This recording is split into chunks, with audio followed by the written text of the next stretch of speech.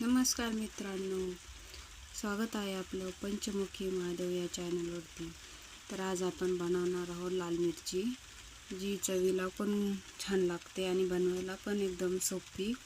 आणि कमेंटमध्ये बनवून बघा एकदा आणि कमेंटमध्ये सांगा कशी लागते आणि सबस्क्राईब लाईक करायला विसरू नका।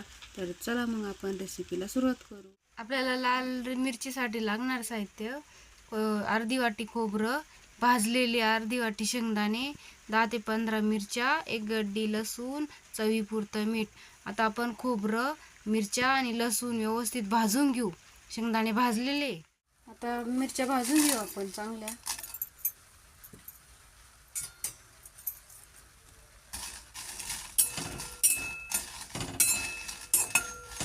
मिरची पावड्याबरोबर खायला खूप छान लागते, समोसे।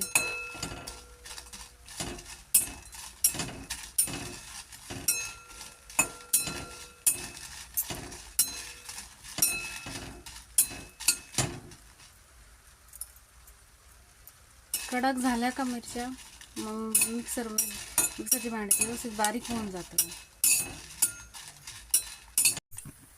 आता आपले मिरच्या भाजल्या, आपण काढून घेऊ त्या।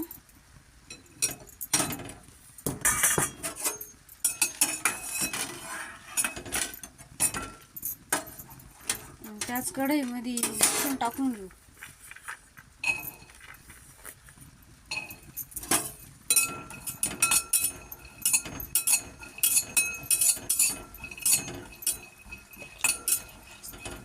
तेल टाकायची गरज नाही त्याला।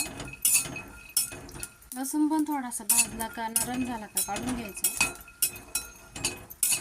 भाजलाय आपण, लसूण पण काढून घेऊ।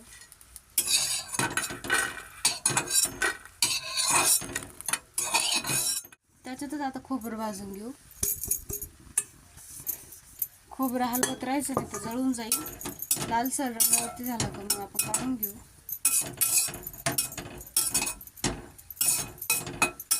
खोबरं पण भाजलं, ते पण काढून घेऊ आणि थोडा वेळ गार व्हायला ठेवू।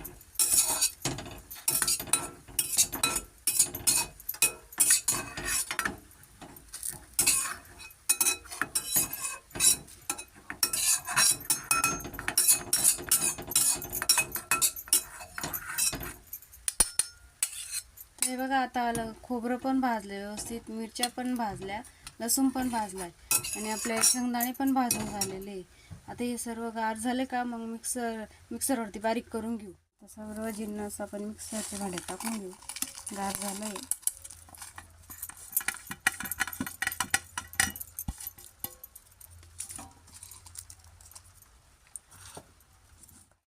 शेंगदाणे टाकून घेऊ आणि हे मीठ चवी पडतं ते पण टाकून घेऊ।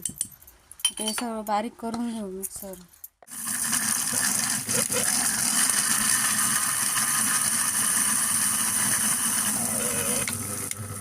तर आपली मिरची तो रेडी झाली, आता आपण ती काढून घेऊ।